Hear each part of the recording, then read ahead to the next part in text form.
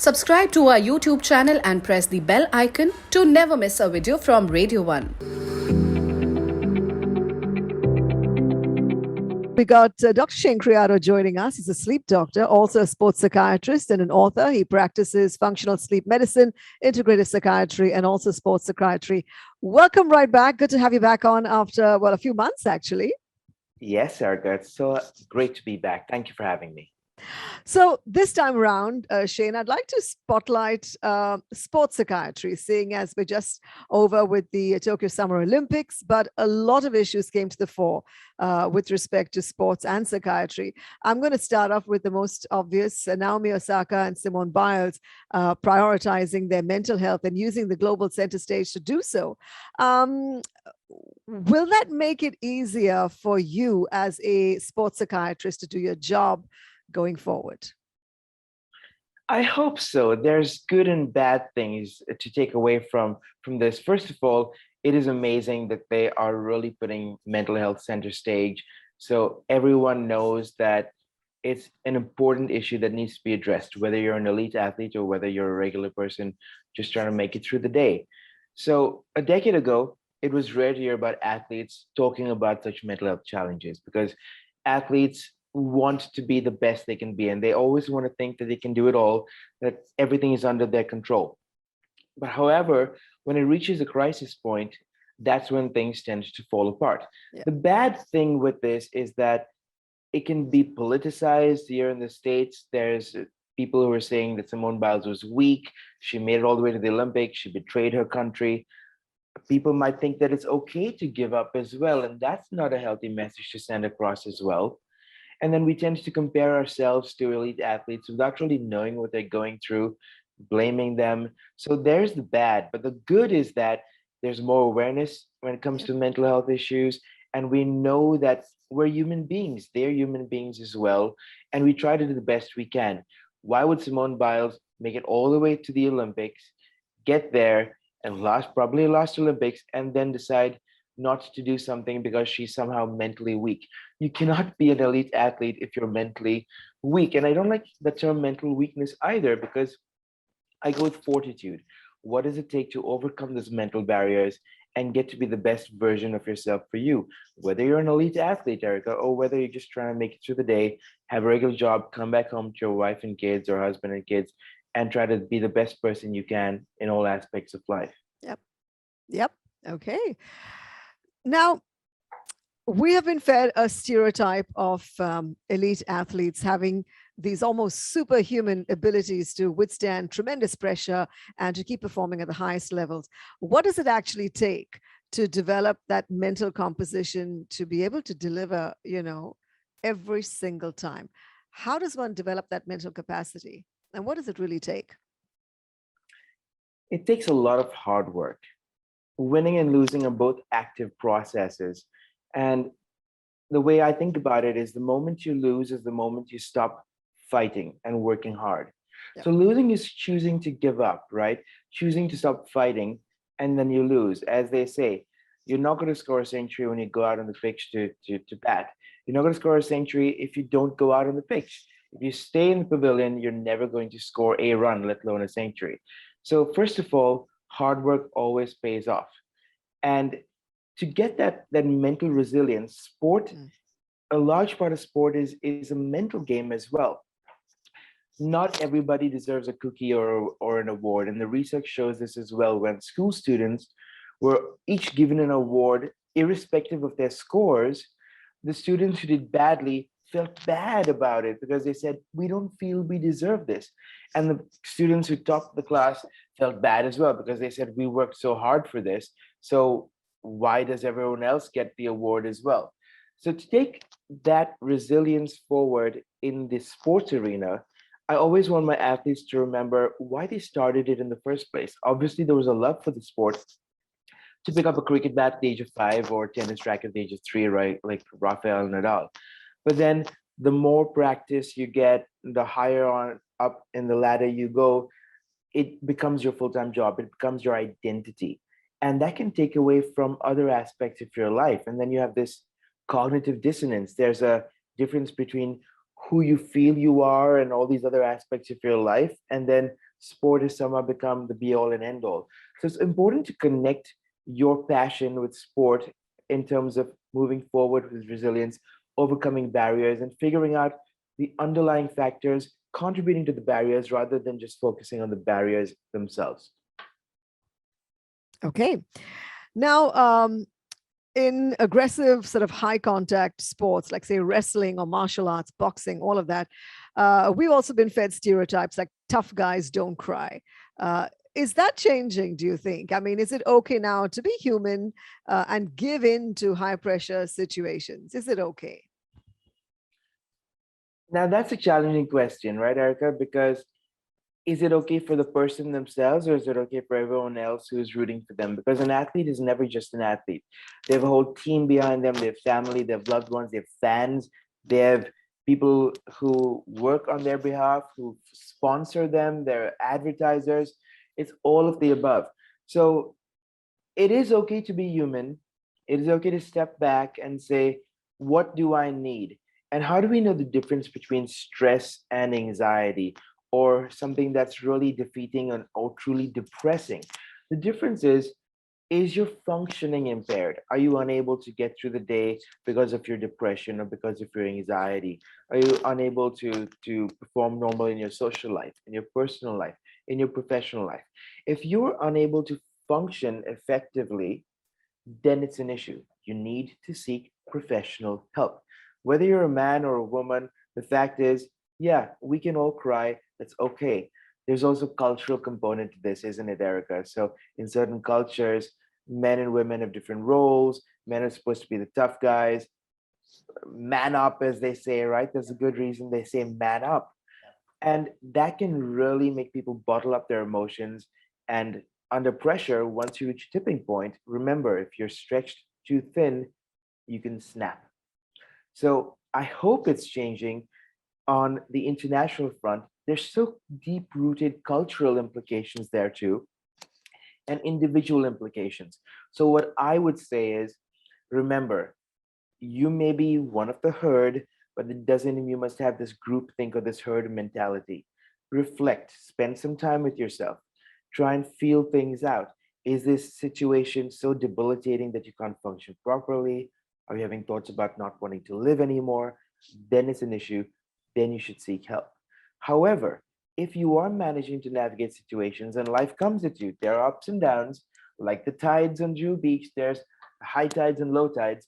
What I want my patients and athletes to remember is it's okay. You never want to flatline, right? Flatlining is not good, but it's okay to have the normal high and low tides of life.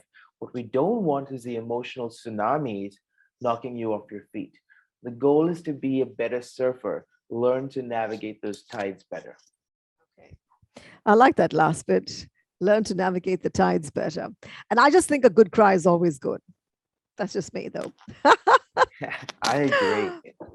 All right. Gold medalist and Olympic diver Tom Daley chose knitting to center himself and absorb the pressures of, a highly competitive environment. What else can athletes do to kind of let off steam and relieve the pressure? Can you give us some tips? That's such an amazing example, Erica, with Tom Daley. And that just goes to show that the sport is not an athlete's identity. Michael Phelps had a great documentary called The Weight of Gold about mental health and sport. And guess what? Every athlete's sports career will end. It's not a matter of if, but it will end either through being cut from a team or not making the grade, or through injury, or through retirement. So the best case scenario is your sports career ends because you retire. It's important to know that, remember that, hey, right now in this phase of my life, my identity is my sport, and I'm aware of that. But it will end, and therefore I need to also remember I'm more than the sport, I'm more than the athlete, I'm more than that role. I am a human being. I am a partner, I am a parent, I'm a child, I'm a cousin, I'm a friend. All these things matter. Billie Jean King once said, the famous tennis player, she said, pressure is a privilege. It only comes to those who earn it. So it's important to remember that this is a phase in your life. You can devote everything you can to it, but you also need to have other things in life. And knitting, well, I love cooking. So cooking is my meditation. Meditation is simple. It's basically a focused area of concentration and relaxation. Everywhere else, calming the busy brain down. And knitting, cooking, meditation can actually boost your focus, boost your productivity. I love that example. And it's so crucial. Each one of us takes time every day, even 20 or 30 minutes, to just be. Maybe do some deep breathing exercises. I started learning the piano 2 days ago by Well myself. done. I don't Well know how done. far I'm going to go, but that's the thing, right? It's not about the ultimate outcome, Erica. It's about the process. Trust the process and be in the moment. All right. Trust the process and be in the moment. That's a great take home message there. Now, um, the times we live in, right? You got excessive exposure via social media, expectations like oversharing. I think your fans want you to share every bit of your life. If you're one of those, leading sports stars, investors, corporates, pumping in big bucks behind you. All this, I think, can break down the toughest of facades. How can athletes then protect themselves and sort of maintain consistency in their level of performance without, all these distractions? I like the example of Simone Biles and Naomi Osaka because they knew the repercussions when it came to pulling out of tournaments, competition, because they know that they're people first. And we need to give them the benefit of the doubt as well. We need to remember that they are people first. Beyond the sound bites, the photo ops, the autographs, commercials, they're human beings with same emotions as the average person. And while we like to idolize those athletes and glamorize and glorify them, we know that they're vulnerable too. They're vulnerable to the same risk factors for mental illness as the rest of us. And when you know that you're a human being, when you know that you are vulnerable, you might take the necessary steps to safeguard your mental health because there is no sport without sound mental health. There is no performance or physical health without mental health. It's becoming increasingly evident that mental health is the most important ingredient to overall health and sporting accomplishment. And for athletes, it's more important than any result on a podium or a medal. Yeah. So I think someone like you, like a sports psychiatrist, would play a more important part. I think, in corporates and stuff when they work when they work sort of sports psychiatry and mental wellness into their very, into their contracts, for example, into their professional contracts, to take into consideration, how much should they expect of an athlete, before it kind of backfires on them. Absolutely. And there's actually evaluations that we can do prior to team hiring an athlete in terms of their mental health risk. There was a famous football player in the States, Aaron Hernandez, who ended up killing people. He was in prison, then he took his own life, sadly.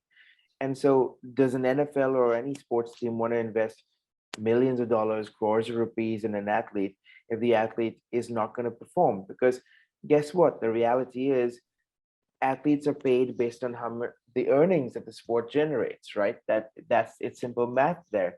So it's really, really crucial that we understand what the risks are, that the athlete is aware of the risks, and that the investors, the stakeholders, and teams and sports organizations know that on one end, yes, things can fall apart if they do not prioritize health. And so the stakeholders will lose their money, but athletes will also fall apart mentally and emotionally. And on the other spectrum, if we preempt those things, Erica, if we look to make sure that their resilience is good, if we look to make sure, as Jordan Peterson says, make sure your house is in order, make sure you're taking care of your own needs. Remember, on an airplane, they say, put a mask on yourself before helping the person next to you. It's important that we take care of ourselves in order to do the things we want to do. You cannot build a skyscraper on swampy ground, on a weak ground. Get those basics right, everything else will follow. Okay. So that pretty much completes my 5 questions. Is there anything else you might want to add to this conversation, specifically to do with sports and athletes and mental health and wellness?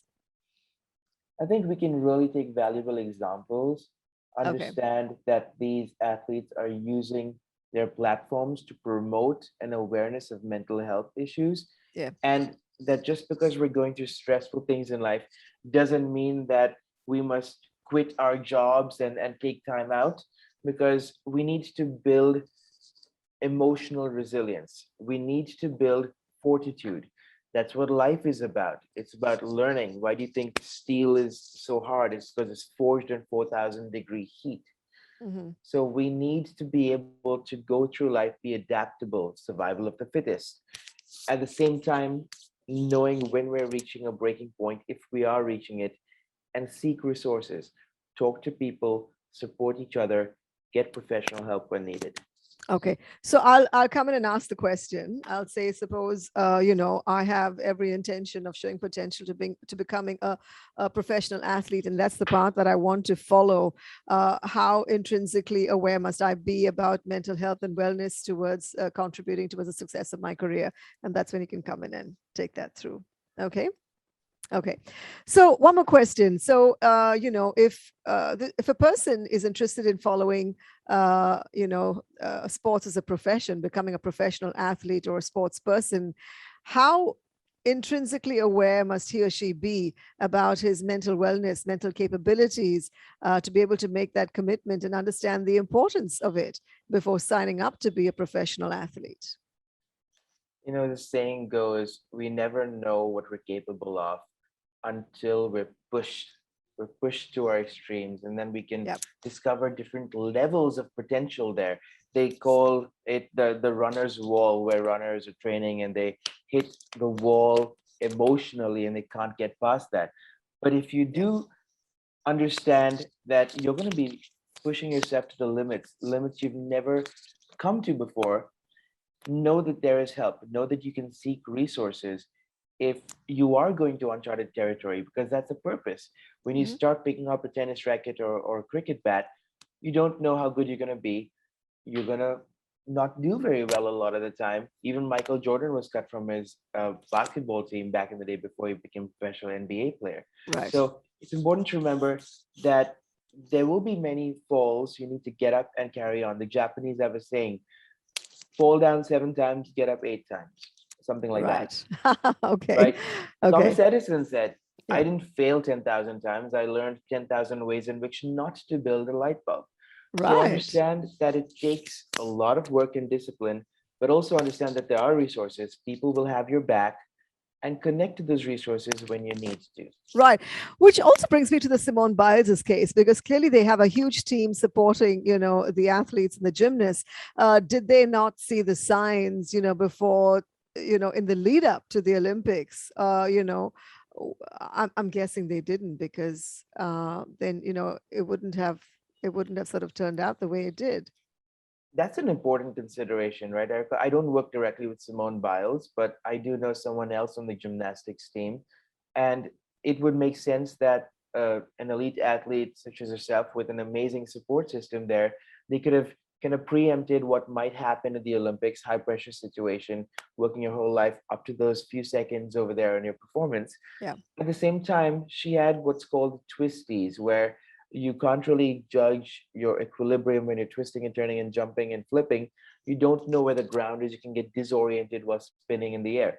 And Right. so the consideration was, does she risk being confused in the air and perhaps falling on her head and breaking her neck or something?